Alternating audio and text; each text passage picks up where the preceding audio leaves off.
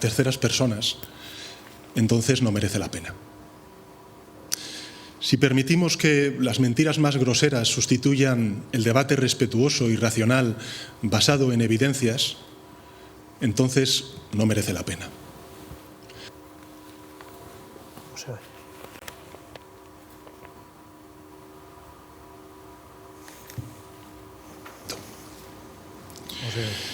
Tal y como les anuncié, necesitaba parar y reflexionar sobre todo ello. Y sé que la carta que les envié pudo desconcertar porque no obedece a ningún cálculo político. Y es cierto. Soy consciente de que he mostrado un sentimiento que en política no suele ser admisible. He reconocido ante quienes buscan quebrarme, no por quién soy, sino por lo que represento, que duele vivir esta situación, que no deseo a nadie. También porque, sea cual sea nuestro oficio, nuestra responsabilidad laboral, vivimos en una sociedad donde solo se nos enseña y se nos exige mantener la marcha a toda costa. Pero hay veces en que la única forma de avanzar es detenerse, reflexionar y decidir con claridad por dónde queremos caminar. He actuado desde una convicción clara. O decimos basta, o esta degradación de la vida pública determinará nuestro futuro condenándonos como país. Es cierto que he dado este paso por motivos personales, pero son motivos que todo el mundo puede entender y sentir como propios, porque responden a valores troncales de una sociedad solidaria y familiar como es la española. Porque esto no es una cuestión ideológica. Estamos hablando de respeto, de dignidad, de principios que van mucho más allá de las opiniones políticas y que nos definen como sociedad. Esto nada tiene que ver con el legítimo debate entre opciones políticas. Tiene que ver con las reglas del juego. Si consentimos que los bulos deliberados dirijan el debate político, si obligamos a las víctimas de esas mentiras a tener que demostrar su inocencia en contra de la regla más elemental de nuestro Estado de Derecho, si permitimos que se vuelva a relegar el papel de la mujer al ámbito doméstico teniendo que sacrificar su carrera profesional en beneficio de la de su marido, si en definitiva permitimos que la sinrazón se convierta en rutina, la consecuencia será que habremos hecho un daño irreparable a nuestra democracia. Exigir resistencia incondicional a los líderes objeto de esa estrategia es poner el foco en las víctimas y no en los agresores. Y confundir libertad de expresión con libertad de difamación es una perversión democrática de desastrosas consecuencias. Por tanto, la pregunta es sencilla. ¿Queremos esto para España? Mi mujer y yo sabemos que esta campaña de descrédito no parará. Llevamos 10 años sufriéndola. Es grave, pero no es lo más relevante. Podemos con ella. Lo importante, lo verdaderamente trascendente, es que queremos agradecer de corazón las muestras de solidaridad y de empatía que hemos recibido, de todos los ámbitos sociales. Lógicamente me van a permitir un agradecimiento especial a mi querido Partido Socialista. En todo caso, gracias a esa movilización social que ha influido decisivamente en mi reflexión y que vuelvo a agradecer, quiero compartir con todos ustedes lo que finalmente he decidido. De ello he informado previamente al jefe del Estado esta misma mañana. He decidido seguir con más fuerza si cabe al frente de la presidencia del Gobierno de España. Esta decisión no supone un punto y seguido, es un punto y aparte, se lo garantizo. Por eso asumo ante ustedes mi compromiso de trabajar sin descanso, con firmeza y con serenidad por la regeneración pendiente de nuestra democracia y por el avance y la consolidación de derechos y de libertades. Asumo la decisión de continuar con más fuerza si cabe al frente de la presidencia del Gobierno de España. Solo hay una manera de revertir esta situación, que la mayoría social como ha hecho estos 5 días, se movilice en una apuesta decidida por la dignidad y el sentido común, poniendo freno a la política de la vergüenza que llevamos demasiado tiempo sufriendo. Porque esto no va del destino de un dirigente particular, eso es lo de menos. Se trata de decidir qué tipo de sociedad queremos ser. Y creo que nuestro país necesita hacer esta reflexión colectiva. De hecho, durante estos 5 días ya hemos comenzado a hacerla. Una reflexión colectiva que abra paso a la limpieza, a la regeneración, al juego limpio. Llevamos demasiado tiempo dejando que el fango colonice impunemente la vida política, la vida pública, contaminándonos de prácticas tóxicas inimaginables hace apenas unos años. Apelo en consecuencia a la conciencia colectiva de la sociedad española. Una sociedad que desde el acuerdo generoso supo sobreponerse a las terribles y profundas heridas del peor de sus pasados. Una sociedad que consiguió vencer de manera ejemplar todos los desafíos democráticos que sufrió, que superó con éxito una pandemia, que pese al difícil contexto geopolítico que sufrimos con guerras en Oriente Medio y en Ucrania, vive un muy buen momento económico y respira paz social. Una sociedad que asombró al mundo por su aceptación entusiasta de los derechos y de las libertades, pasando de ser un país oscuro a un referente internacional de libertades y de democracia, de progreso y de convivencia. Hoy pido a la sociedad española que volvamos a ser ejemplo e inspiración para un mundo convulso y herido, porque los males que nos aquejan no son ni mucho menos exclusivos de España. Forman parte de un movimiento reaccionario mundial que aspira a imponer su agenda regresiva mediante la difamación y la falsedad, el odio y la apelación a miedos y amenazas que no se corresponden ni con la ciencia ni con la racionalidad. Mostremos al mundo cómo se defiende a la democracia. Pongamos fin a este fango de la única manera posible, mediante el rechazo colectivo, sereno, democrático, más allá de las siglas y de las ideologías que yo me comprometo a liderar con firmeza como presidente del Gobierno de España. Gracias.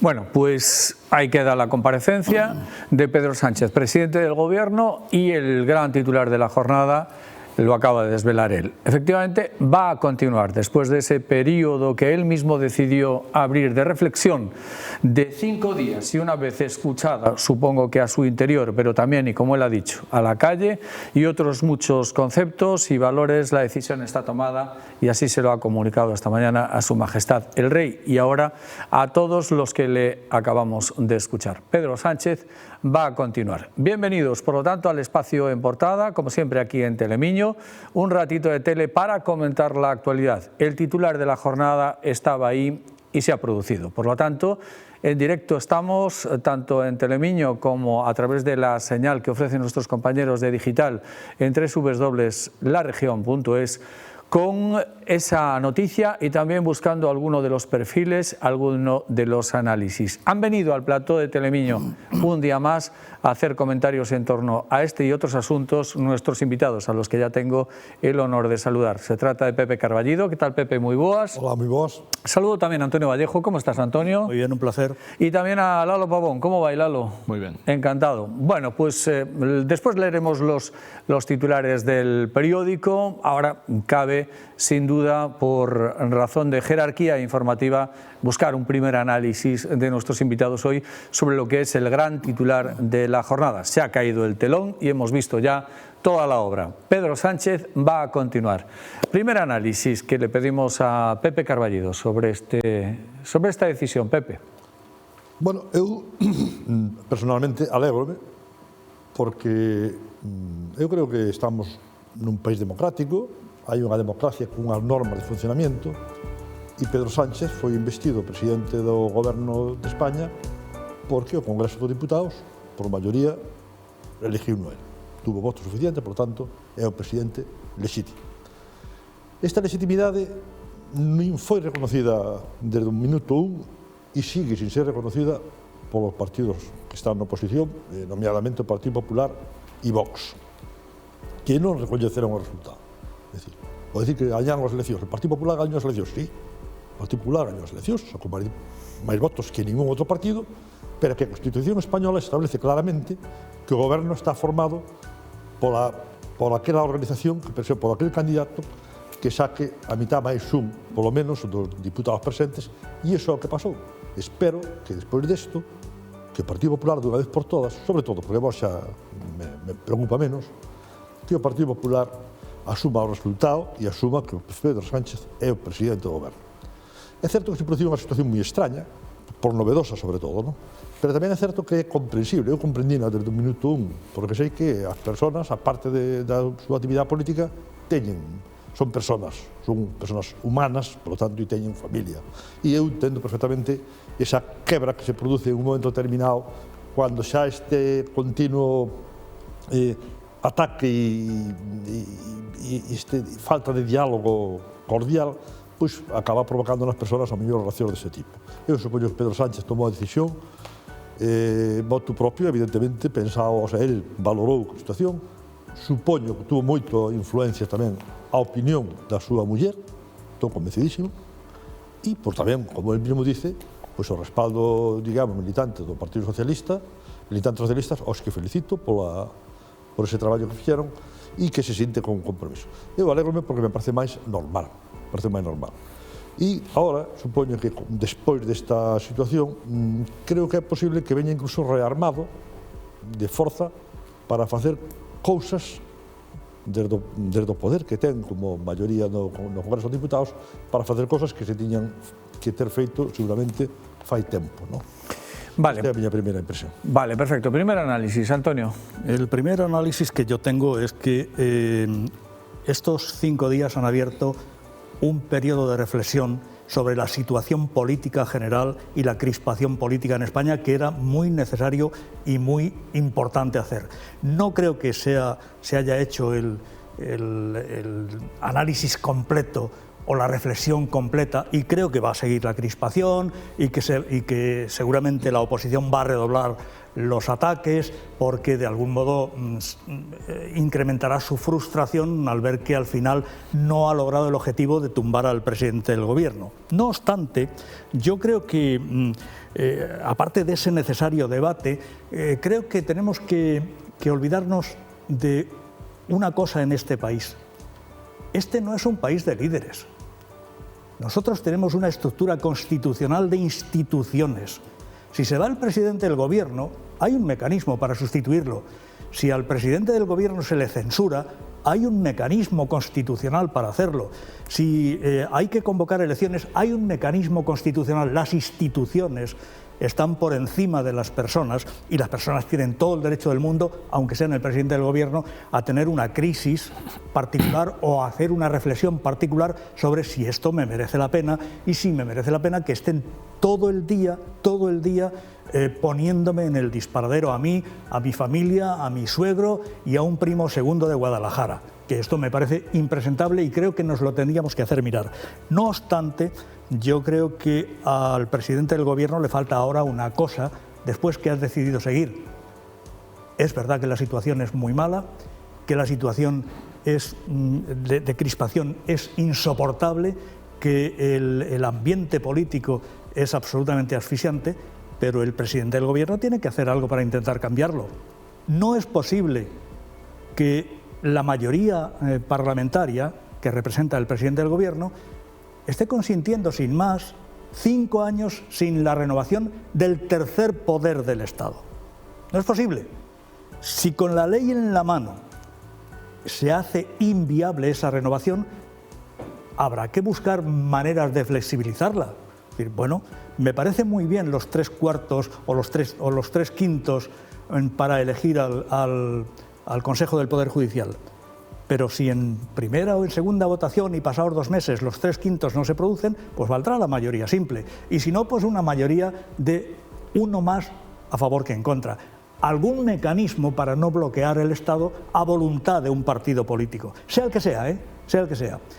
Y creo que tiene que introducir algunas otras medidas para poner orden a este lío. Es decir, no puede ser que un bulo contamine la vida pública y contamine la libertad de prensa, porque el bulo nos contamina a todos, a los que estamos aquí también.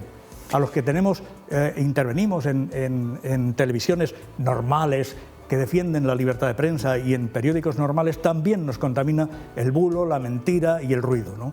Yo creo que después de esta reflexión, muy útil, muy interesante, después de decidir continuar y hacerlo con la fuerza que le ha dado en principio su propio partido, el presidente del Gobierno tiene que comparecer en el Parlamento y decir: y esto es lo que me propongo para enderezar la situación. De acuerdo, Lalo.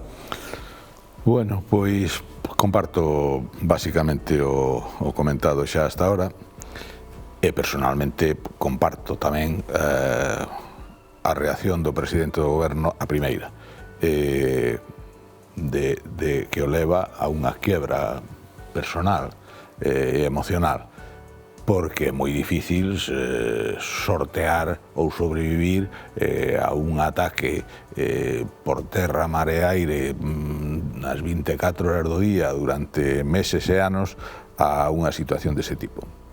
Ahora ben,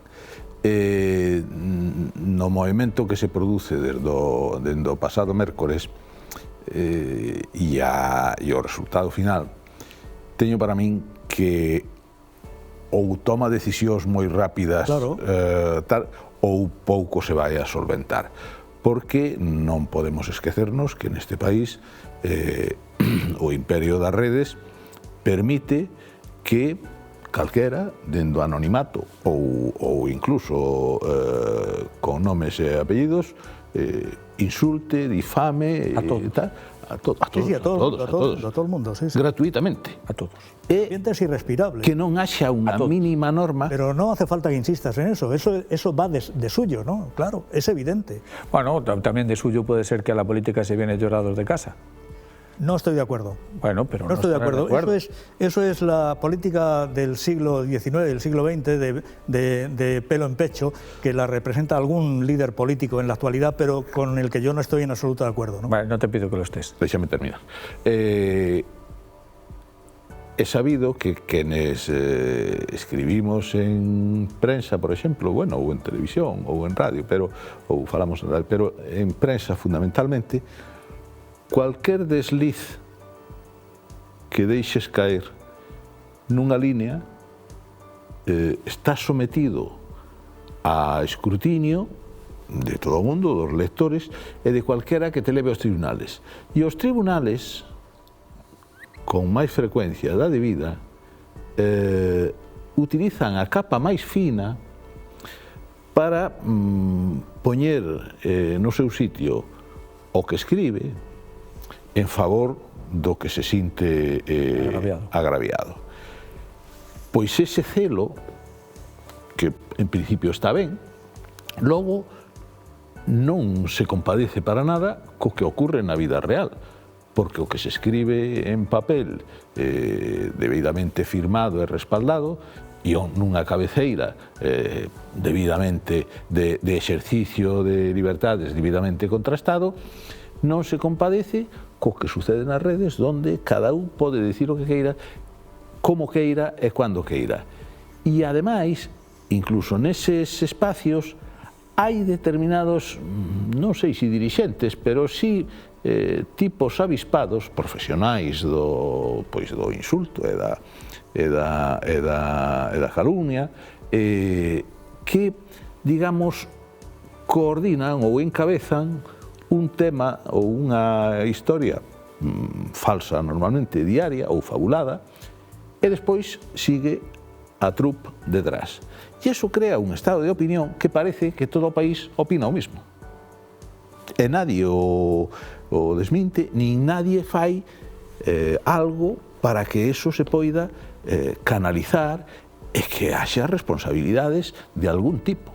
Alguén ten que asumir responsabilidades, porque senón vai a ser imposible. E non só contra o presidente do goberno ou contra a señora do presidente do goberno, senón que cando eso o poder alterne e veña outro, sea o señor Feijóo, sexa quen sexa, vai pasar exactamente o mismo. O sea, absolutamente o mismo. Porque, hai que decirlo, o insulto e a calumnia non é patrimonio de nadie. Está bastante extendido. Caballeros. Bueno, eu estou diante de tres xornalistas, eu non son xornalista.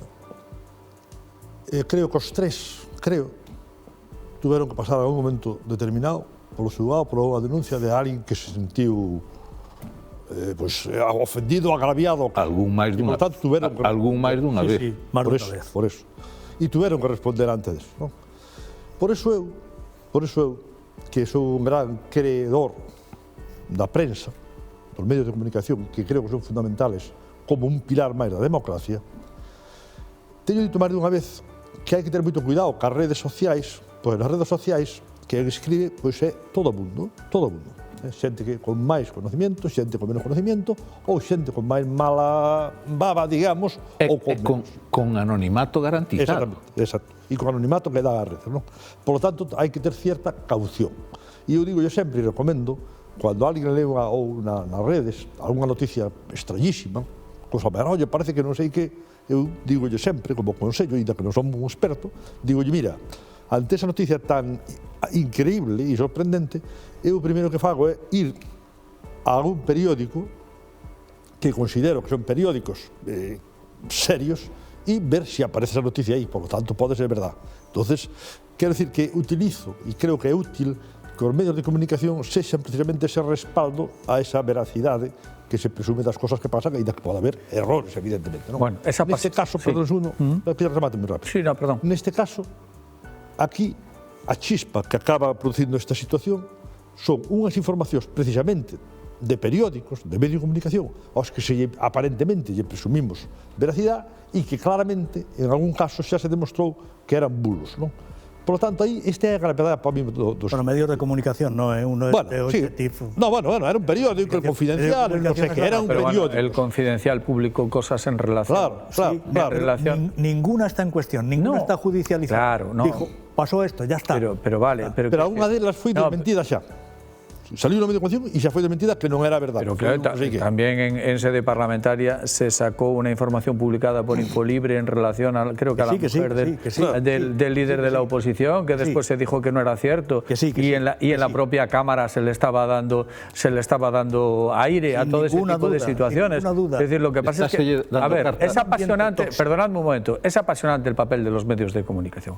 Sin duda que es apasionante el papel de los medios de comunicación y la función que tenemos que ejercer en la sociedad. Es tan apasionante que llevo 40 años en ella y todavía no he resuelto ese debate, pero estoy dispuesto a seguir muchos años más. Bueno, la cuestión hoy... Ya veremos. Bueno, no, ya exactamente. La cuestión hoy es, independientemente de aquellas cuestiones que le pudieron haber llevado al presidente del gobierno a tomar esa decisión absolutamente reversible, y de poner en un paréntesis a todo un país de 5 días, yo lo que os pido es un análisis más pegado a la realidad institucional y no al ejercicio de la profesión, que sin duda tendrá que estar revisado, y a mí me parece que en el momento en el que se sugiere por parte del presidente que va a entrar a ese asunto, como ahí les voy a decir yo cómo se tienen que hacer las cosas, a mí eso ahí ya no me parece una mercancía de fácil Yo no le he compra. oído eso al presidente, no le he oído eso al presidente. No, y es más, hombre,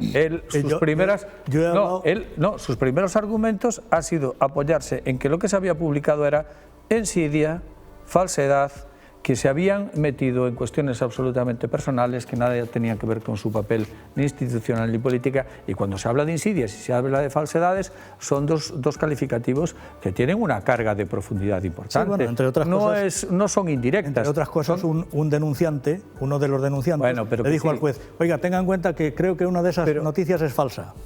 El propio denunciante. Ya, pero es que el propio denunciante era el mismo denunciante al que se aplaudía cuando se iba contra la infanta. No. Sí.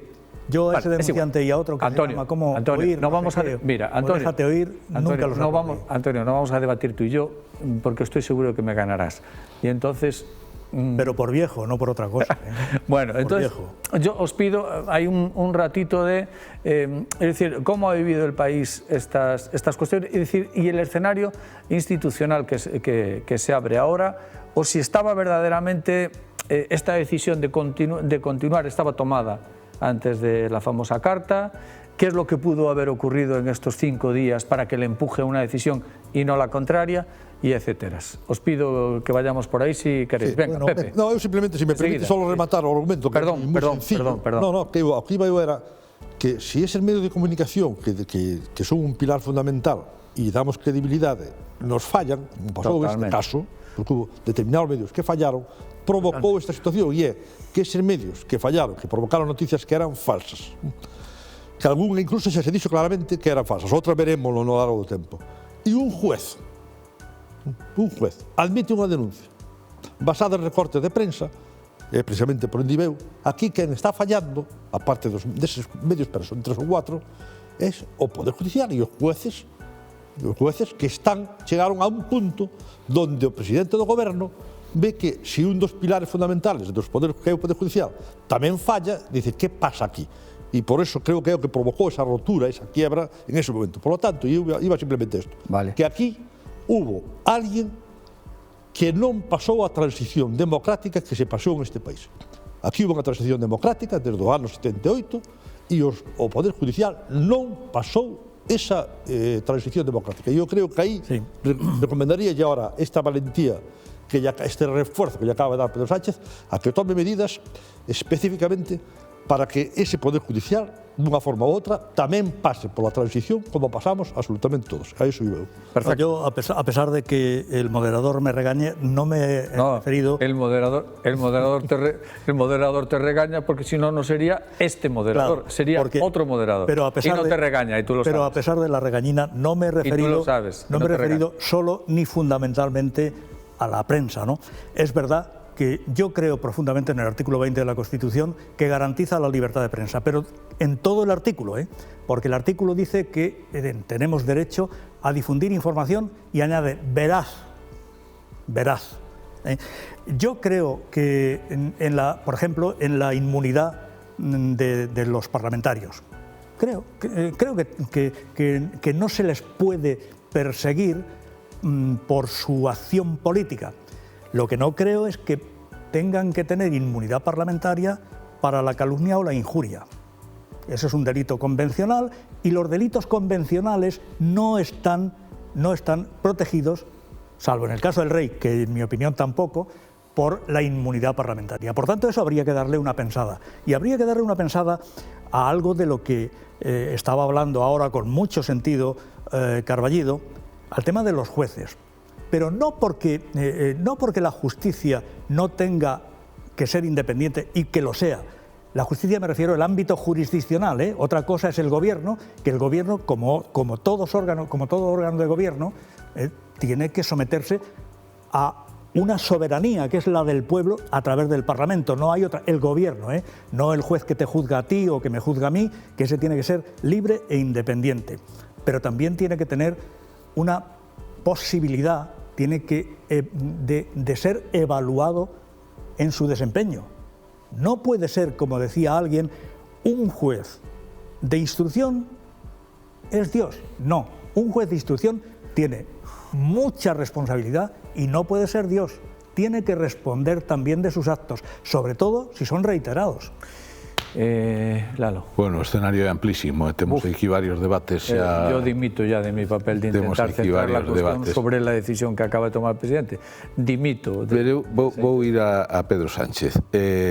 Decidiu continuar, era unha das posibilidades que tiña, pero eu creo que se o tiña pensado xa, porque ao mellor tomou a decisión vistos os apoios que tuvo, pero os apoios, en fin, son moi entusiastas, pero non creo eu que poidan darche a medida de, bueno, pois estou moi arroupado, porque a sociedade española é moito máis amplia que o que se manifestou.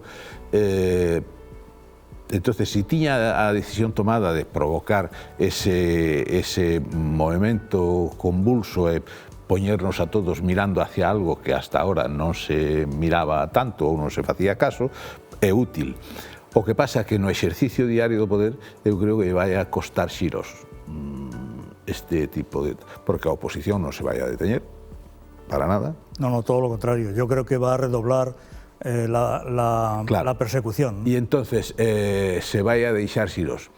E tampouco os xuzgados e os xuíces, en fin, que se creen con dereito a participar no exercicio da política ou interferir na política, tampouco se van a sentir concernidos por o que haya dito Pedro Sánchez, nin por o que haya sentido Pedro Sánchez.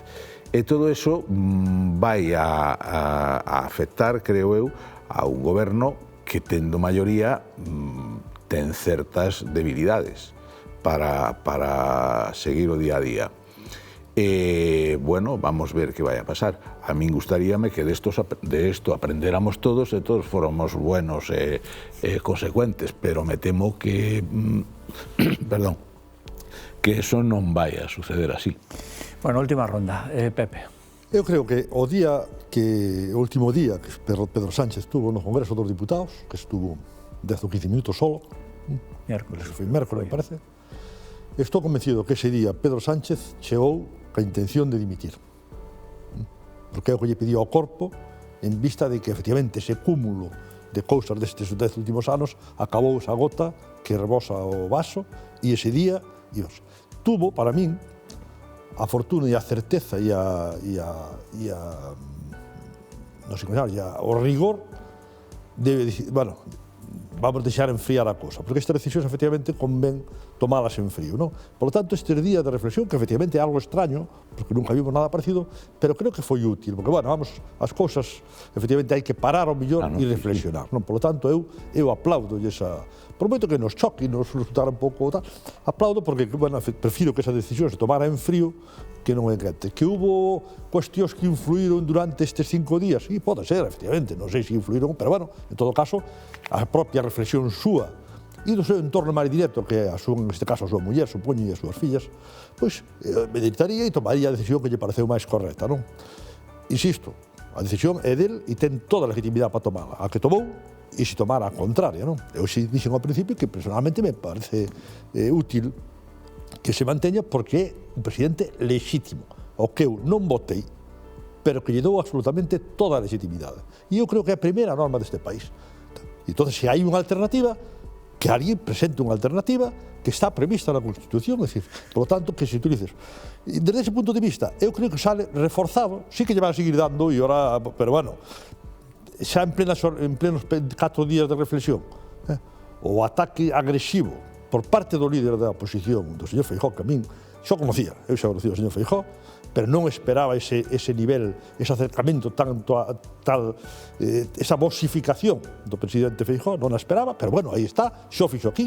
Feijóo utilizou ese mismo tipo de campaña sucia en Galicia no ano 2009, con mentiras e con cousas, agresións de tipo personal aos demais candidatos, por tanto non me esperaba menos, pero eu creo que sale reforzado porque como xa tiña dimisión aquí, agora que vai facer, bueno, por mí non dimito, pero agora vou facer 4 cousas que si tiña pensado, e espero que se faga. Vale, última opinión de Antonio y de Lalo, espera un momentiño, sí, y para después meter la portada ya para el resto de los titulares y pedir también un minuto a cada uno de los presentes hoy, de los invitados, sobre una cuestión local que es el tema de la residencia. Yo Antonio, realmente tengo poco que añadir. Yo creo que a partir de ahora, una vez que se ha sustanciado esta reflexión, creo que hay que tomar algunas medidas para corregir aquello que no funciona, porque es la función de un gobernante también, no de un gobernante personalmente, sino de un gobierno y de una mayoría. Perfecto. Lalo. Bueno, eu creo que coincidimos na necesidade de adoptar medidas. A cuestión é si Pedro Sánchez vai a ser capaz de sacarlas adiante. ¿A qué te refieres, perdón? No, medidas que paren esta situación e que permitan un exercicio de goberno e un exercicio de control do goberno en situación de normalidade democrática, como sucedeu aquí neste país hasta non hai moito tempo, e como sucede en outros do noso entorno.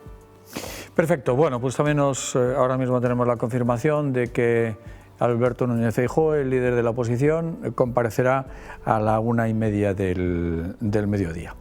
Bueno, vamos a pedir ahora a nuestros compañeros de realización, eso sí, vamos a leer la portada del del periódico para cumplir con el título de este espacio, que es efectivamente en portada, y de todos cuantos asuntos vienen hoy, les voy a pedir a nuestros invitados que hagan una reflexión sobre qué puede estar ocurriendo, por ejemplo, en el concello de Ourense, para que una residencia, una inversión de 12 millones y efectivamente algunas cosas más que enseguida comentaremos, pues sigan ahí en barbecho. Vamos a la portada. Ahí la tienen precisamente. El principal asunto tiene acento deportivo, con esa foto que revela una celebración. El Ourense Club de Fútbol es de primera. El Ourense Club de Fútbol hizo ayer historia tras la victoria que consiguió frente al Oviedo Vetusta, y ya es equipo de Primera Federación. Ganó al final por 2-0. Ahí están los jugadores festejando el triunfo con los seguidores en el campo de Oira. El otro asunto, ya sobre la columna de salida, pues ha envejecido de repente. España en vilo, ya no está en vilo ante la decisión de Sánchez. Pasamos, por lo tanto, al relato del apartado Más Noticias, donde un infierno burocrático impide iniciar las obras de la residencia de Opino. El camino de San Rosendo reivindica su trazado como ruta xacobea. Loureiro continuará en solitario tras rechazar la oferta ganadera de Silleda. Se trata de la cooperativa que está concretamente en el concello de Oirixo.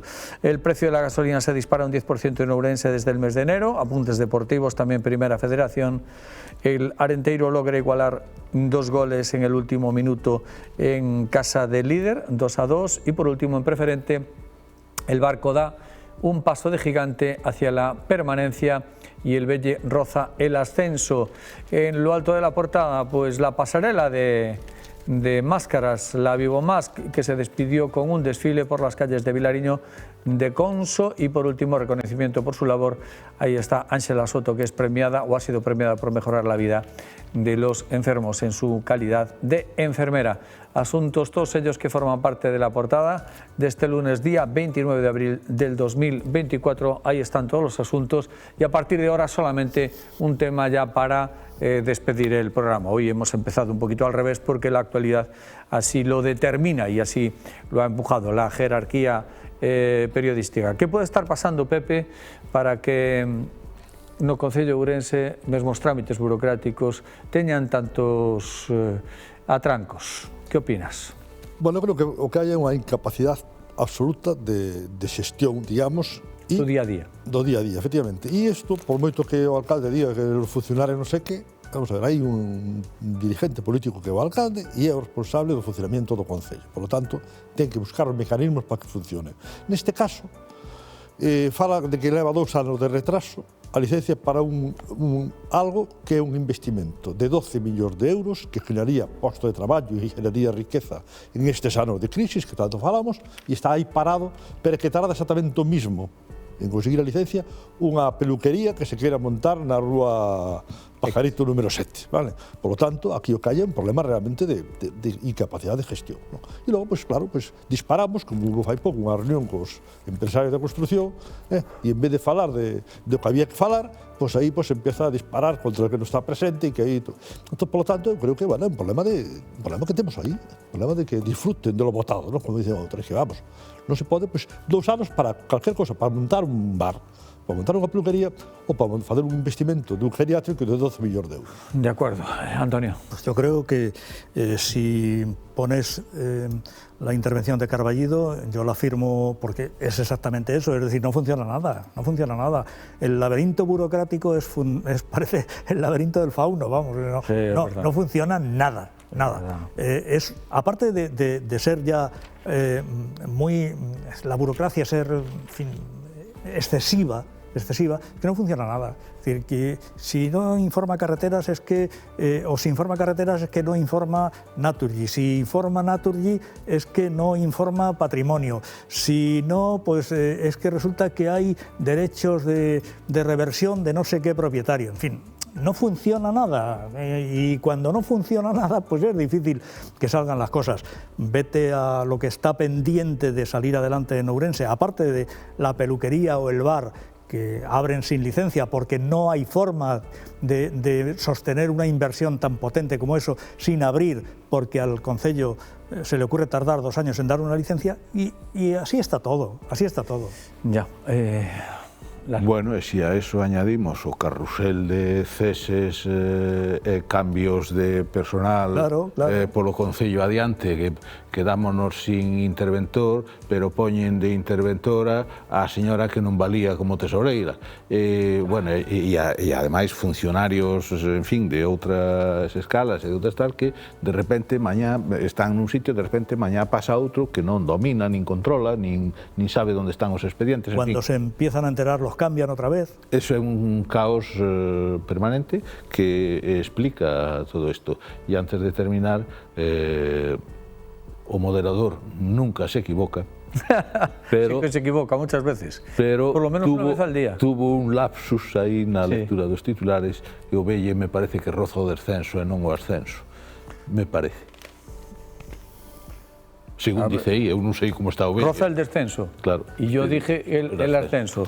Pues os de Velle gustaralles. El ascenso a la división inferior. Bueno, el moderador nunca se equivoca, ¿vale? Se equivoca como mínimo una vez en cada programa, como mínimo. Bueno, entonces, y en esta fue una más, porque seguro que me equivoqué en algunas cosas. En la que no me equivoco es en agradecer la presencia un día más aquí con todos nosotros de nuestros invitados, a los que agradezco especialmente, como siempre, su disponibilidad. Pepe, un placer. Muchas gracias. Antonio, un placer. Muchas gracias. Y Lalo, un placer también. Igualmente. Y a todos ustedes, como siempre, pues muchísimas gracias. Tengan una feliz jornada. El asunto del día ya ha quedado desvelado. La margarita pues ha quedado también deshojada. Pedro Sánchez sigue. Mañana volvemos para seguir comentando la actualidad. Que tengan una feliz jornada, amigos.